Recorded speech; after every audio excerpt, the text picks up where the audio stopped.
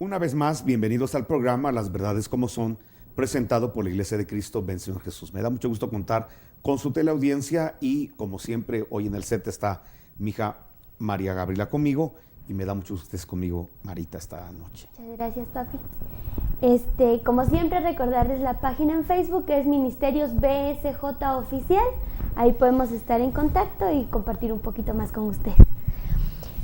Hoy vamos a platicar un poquito de la crisis que tenemos en el liderazgo. Estamos viendo que hay líderes, porque pues en todos lados hay líderes, pero no están cumpliendo bien su función. Estamos platicando de que hay líderes corruptos, que no les interesa realmente las personas que tienen a cargo, lo que les interesa es su propio bienestar, no sé. No tenemos buenos políticos, en la iglesia muchas veces estamos careciendo de buenos líderes, pastores, todo esto, ¿verdad? Incluso en la educación ya no tenemos ni siquiera buenos maestros, buenos directores. Ya es al revés, ¿verdad? Ya no hay líderes porque los alumnos están sobre el maestro ahora. Yo quería platicar un poquito contigo de eso, ¿verdad? Bueno, mira, Marita, acerca de la crisis de liderazgo que tenemos, tengo que decirte en primer lugar que es una realidad. Partamos de que es una realidad que no hay un liderazgo eficaz en el mundo. ¿Cómo sabemos que no hay un buen liderazgo? Porque el mundo realmente está mal. Está mal en el estrato moral, en el estrato religioso, político, económico, educacional, en la música, en la industria de la música. En todos lados vemos que la maldad, como levadura, ha llegado a corromper esas estructuras. Si todo esto está corrupto, y lo está, es por culpa del liderazgo. Porque debe haber un líder en la industria musical, un líder en la educación, un líder en la salud, un líder en la política.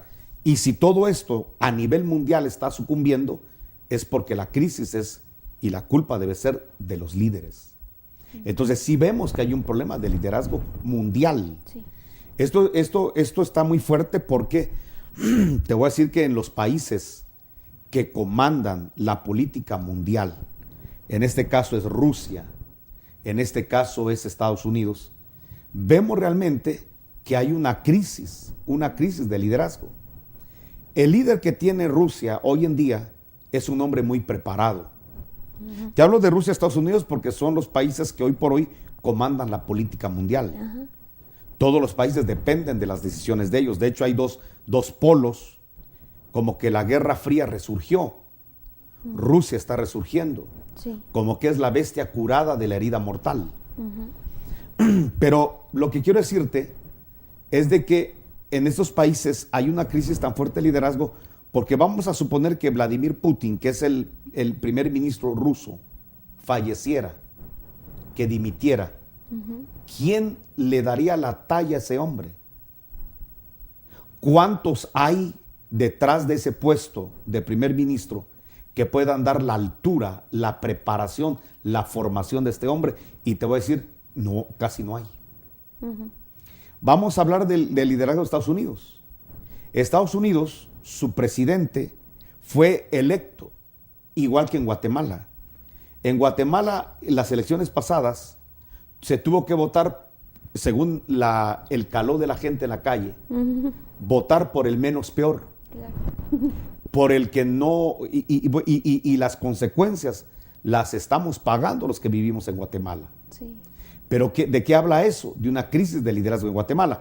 Pero nosotros somos un país subdesarrollado y creciente en el subdesarrollo, lamentablemente. Pero hablemos, por ejemplo, de la primera potencia mundial del norte, Estados Unidos. Sí. En Estados Unidos se volvió a decir lo mismo que en Guatemala. Lo mismo que nosotros dijimos, votemos por el menos peor. Lo mismo dijeron los estadounidenses. Sí.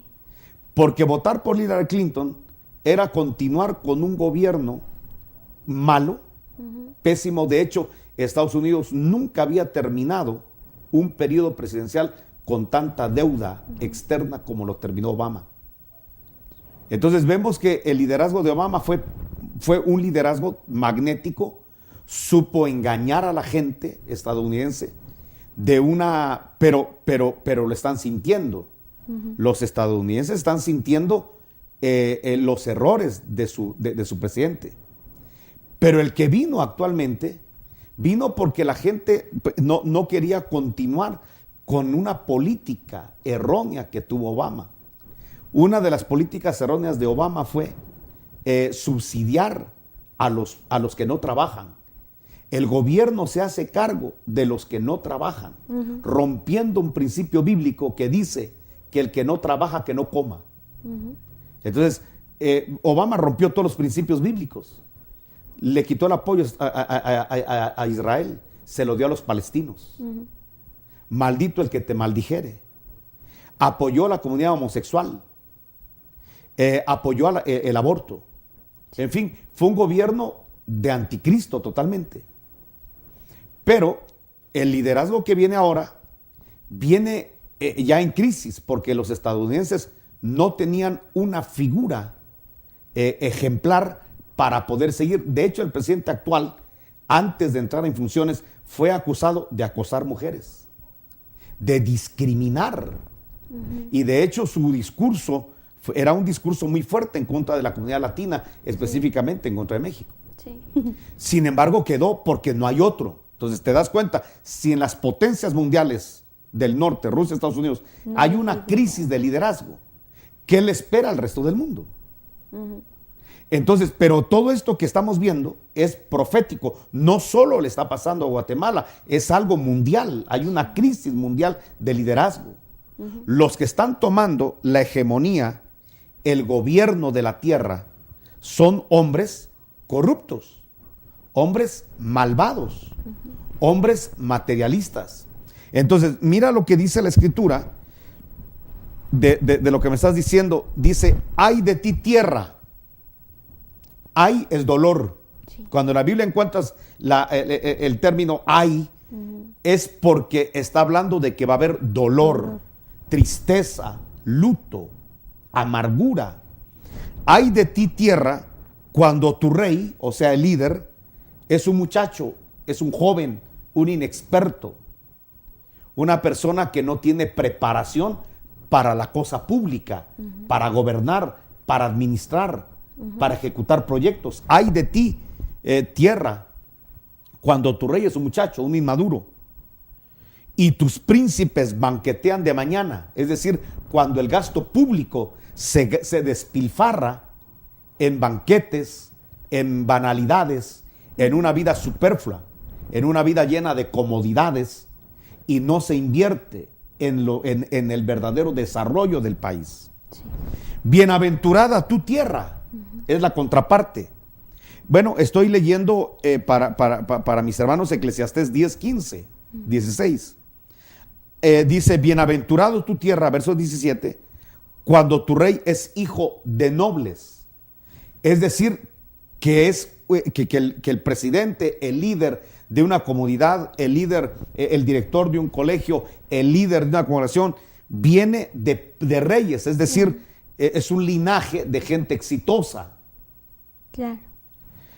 Y tus príncipes comen a su hora para poner sus fuerzas y no para beber. Entonces la escritura es muy clara en que nosotros debemos saber escoger un liderazgo bueno, un liderazgo sano, porque de acuerdo al liderazgo que tengamos, así vamos a tener la eficacia en las cosas. Quiero leerte algo profético, porque algo que me llama la atención del anticristo, y tú lo puedes leer en Daniel, es que cuando el anticristo aparece en la escena de Daniel, dice que destruye reyes, se levanta en contra de reyes.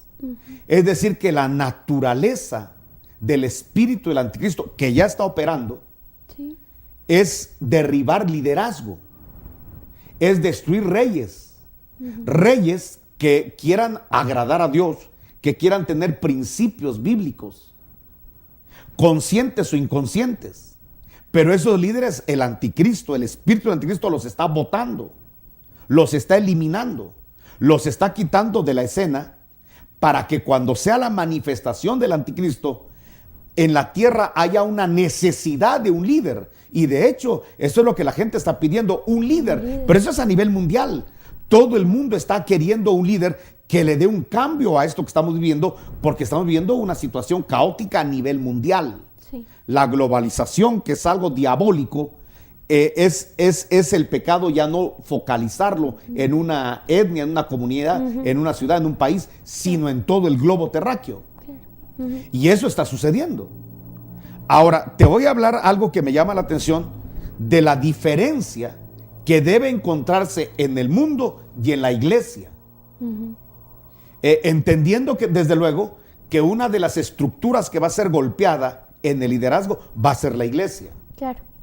Por eso tenemos que tener mucho cuidado quién es el líder, el pastor que nos está dirigiendo, con qué doctrina y con qué palabra. Lo fundamental es la palabra, porque nosotros somos el resultado de lo que pensamos y somos el resultado de lo que creemos. Y lo que nosotros pensamos y creemos es prácticamente la doctrina que recibimos de la iglesia. Entonces es muy importante tener un liderazgo que tenga una profundidad en la palabra. Hay gente que por ignorar la escritura, por no tener un espíritu de revelación, sino solamente tener un evangelio aprendido, se resisten a profundizar en la palabra. Pero realmente la escritura es muy clara cuando la orden del apóstol a la iglesia es que dejemos la leche espiritual, que dejemos la vianda liviana, que dejemos los rudimentos doctrinales y avancemos a la solidez. Esa es la orden que el Señor nos da. No que nos estanquemos con la doctrina, sino que cada vez seamos más profundos en ella. Claro. Pero yo te voy a decir, hija, que algo que tenemos de parte de las tinieblas es que debe haber un ataque al liderazgo. Sí. Mira, todos sabemos que los líderes nacen, no se hacen. Sí. Claro, nacen líderes y aquí en un proceso van formándose. Pero uno nace siendo líder o nace sin esas cualidades, dotes de liderazgo. Claro. No todos son líderes. Pero sí es cierto que los líderes ya traen una marca de parte de Dios predestinado para tener esa personalidad magnética que atrae a las personas. Hay gente que repele y hay gente que acerca. Sí. El don de poder acercar a la gente, de convocar gente, ese es un don. El liderazgo es un don. Se nace con eso. Por ejemplo, Pablo dijo, hablando de su liderazgo, que él fue escogido desde el vientre de su madre. A Jeremías le dijeron, antes de que estuvieras en el vientre de tu madre, te escogí, te di por profeta a las naciones. Es decir, uno nace siendo líder. Claro. Y por eso ves niñitos que son pasivos y que siguen a otros, y otros que son pilas y empiezan a dirigir a todos. Ya se nace con eso. Sí. Uno nace siendo líder. Claro, hay que irlo formando, hay que tener una experiencia, una formación de crecimiento, pero uno nace siendo líder. Entonces, yo veo en la escritura Apocalipsis 12, aunque desde luego aquí hay una palabra profética, y yo no voy a tocar hoy la parte profética, sino la parte plana de la Biblia. La Biblia la puedes entender plana o cuadriculada. Sí. Hoy la voy a leer en lo plano. Claro. Y en lo plano se habla de un hijo, en Apocalipsis 12, verso 5, que ya viene predestinado con un liderazgo. Dice que cuando el hijo nace, ya trae una vara de hierro para regir a las naciones. Ya viene el líder. O sea, viene el líder con una vara de hierro. Sí. O sea que hay personas que, ya sean hombres o mujeres, que nacemos con un liderazgo. Pero aquí hay un problema. Dice que cuando el hijo estaba en el vientre de su madre, en la angustia del parto y del alumbramiento, dice el verso 2, estaba en esos dolores de parto, el líder en el vientre de su madre, dice que aparece un dragón, dice el verso 3. ¿Y qué es lo que el dragón quería? Quería pararse frente a la mujer para devorar al hijo tan pronto naciese. Es decir, que el enemigo, las tinieblas, olfatean cuando en el vientre de las madres ya viene un líder. Ya lo saben. Entonces el dragón, las tinieblas, el diablo, su ejército, se coloca para querer destruir, devorar al que nace líder con vara de hierro.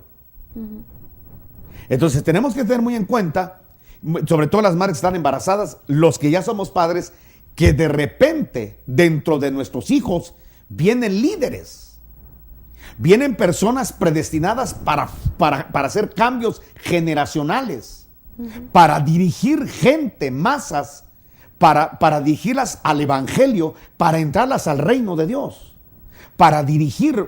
Algunos vienen para ser maestros, porque a veces cuando hablamos de liderazgo pensamos que es el púlpito de la iglesia. Exacto.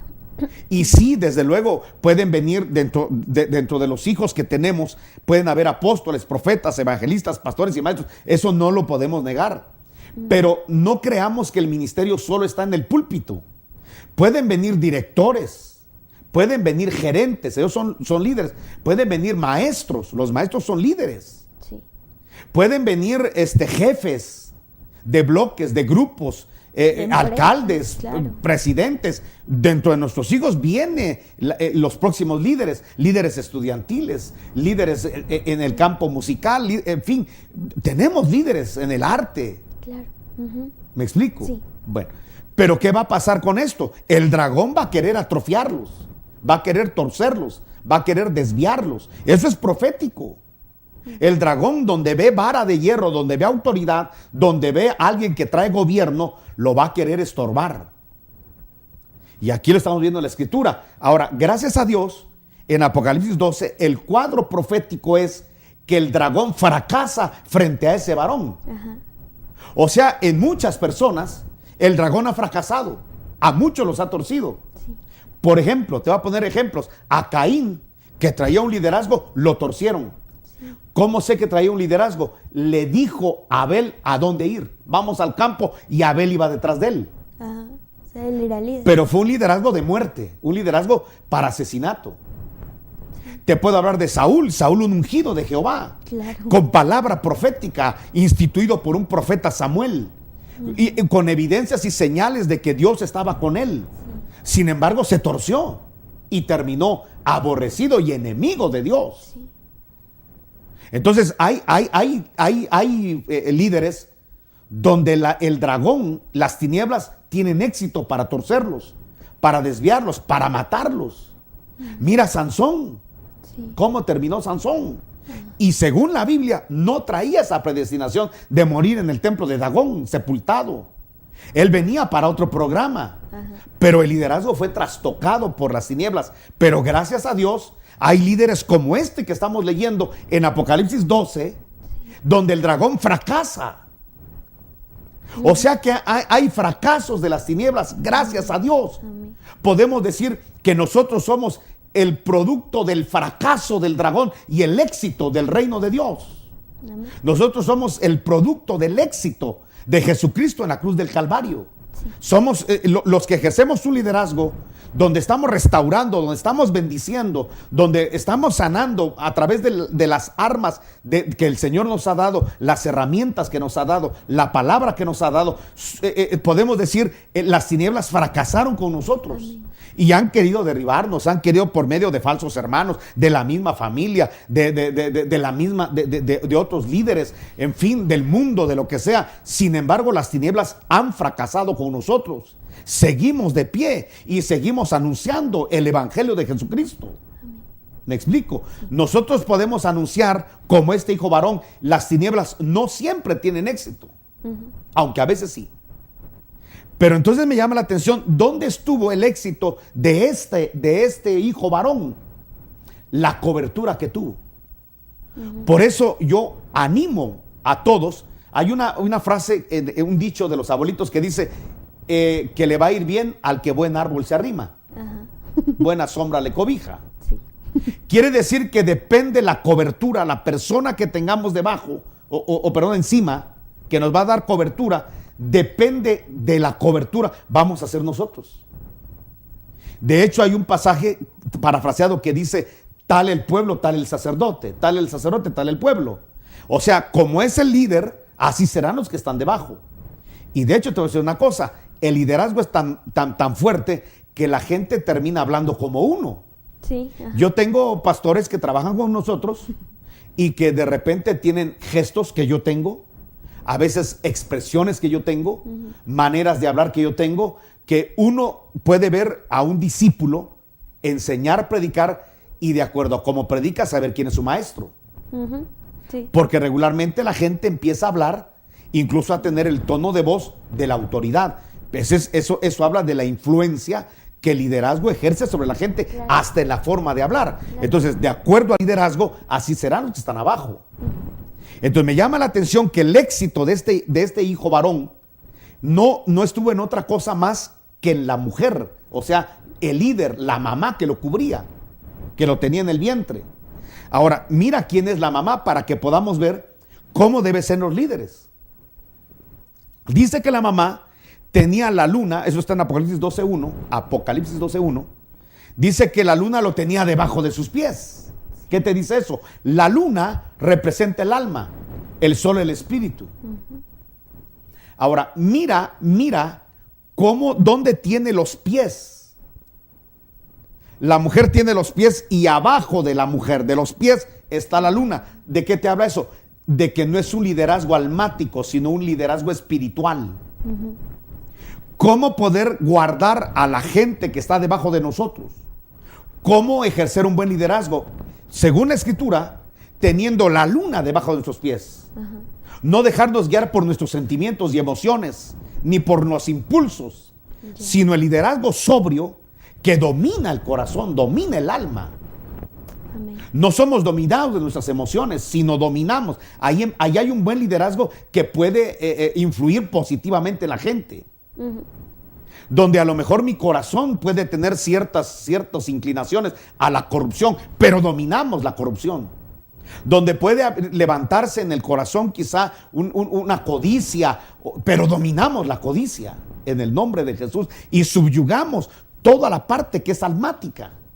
Sí. Y dice en el verso 1 de Apocalipsis 12 que la mujer está vestida del sol, es decir, que la mujer se cubrió, se vistió de una autoridad, de una buena autoridad. Entonces te repito, para nosotros poder ejercer una buena autoridad, tenemos que tener encima de nosotros también una buena autoridad.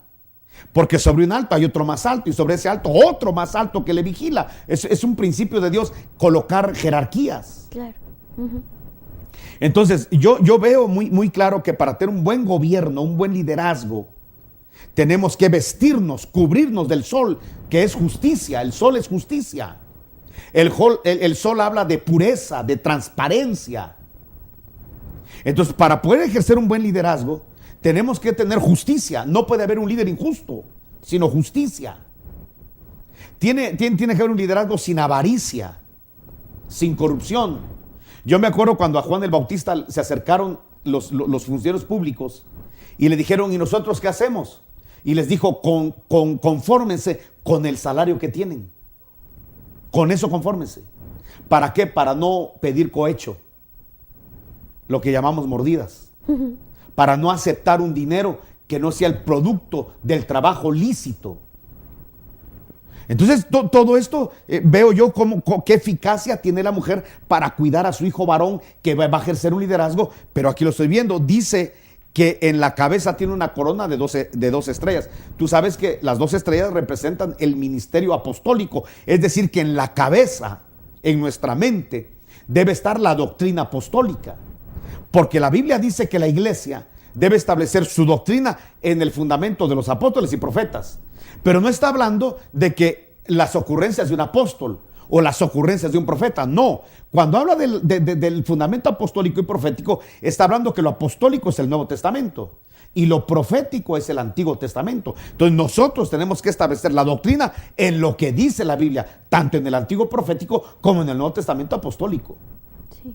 ¿Me entiendes? Sí. Porque hoy en día hay muchos locos que se dicen ser profetas y no que no hayan profetas del Espíritu, los hay, pero hay falsos profetas.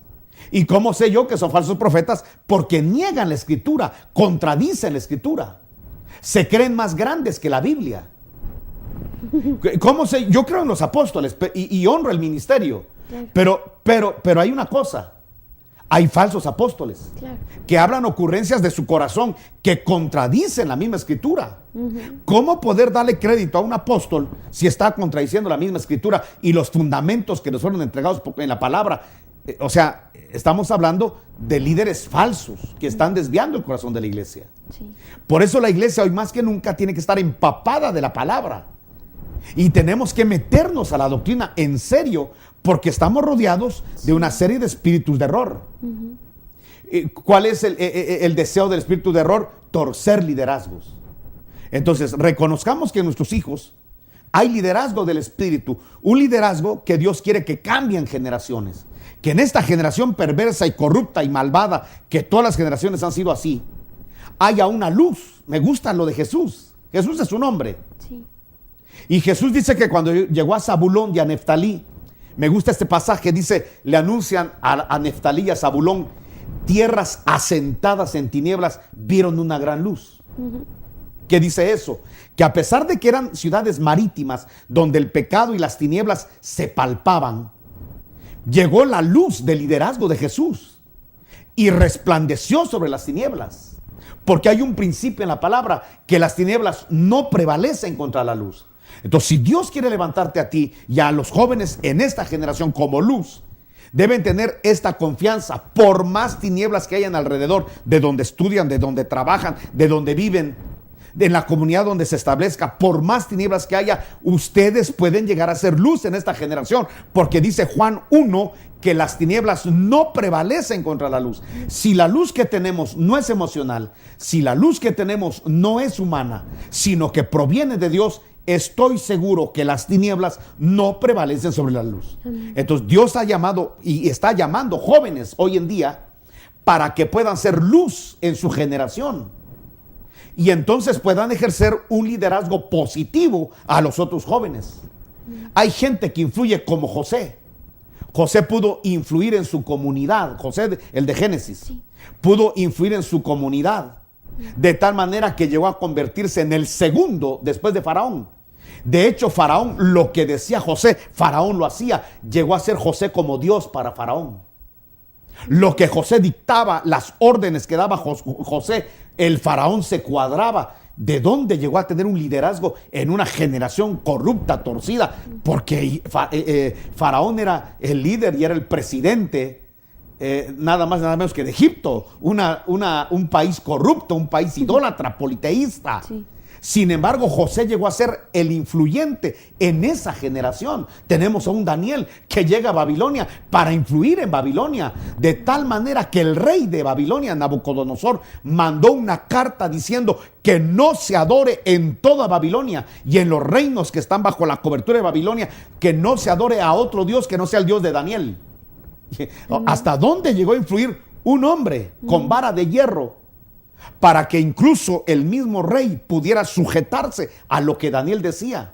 De hecho, Daniel pasó por 4 reyes, por Nabucodonosor, por su hijo Belsasar, por Ciro y por Darío. A los 4 les dio palabra. Sobre los 4 influyó Daniel, desde jovencito hasta siendo viejo. Pero nota cómo se mantuvo como una luminaria. O sea que lo que es José y Daniel nos enseñan que sí se puede en un mundo de tinieblas, en un Egipto politeísta y pagano, en una Babilonia que es la cuna de la maldad, se puede ser una luz generacional. ¿Qué tenemos que hacer los líderes? Tratar de tener la luna bajo nuestros pies, cubrirnos del sol y tener la doctrina apostólica en la cabeza para predicarla, y entonces tendremos personas debajo de nosotros, ovejas, hijos, que puedan ejercer el liderazgo. Nosotros no les damos el liderazgo, eso lo da Dios. Nosotros les damos el cuidado para que las tinieblas no los tuerzan, no los desvíen, sino que puedan llegar a ser en su generación luz. Amigos televidentes, este es el programa Las Verdades Como Son, presentado por la Iglesia de Cristo Ven Señor Jesús. Yo espero que lo que platicamos con mi hija, a usted allá en casa o donde esté, le edifique. Lo esperamos en Iglesia Ven Señor Jesús, donde lo estamos esperando con los brazos abiertos. Dios les bendiga.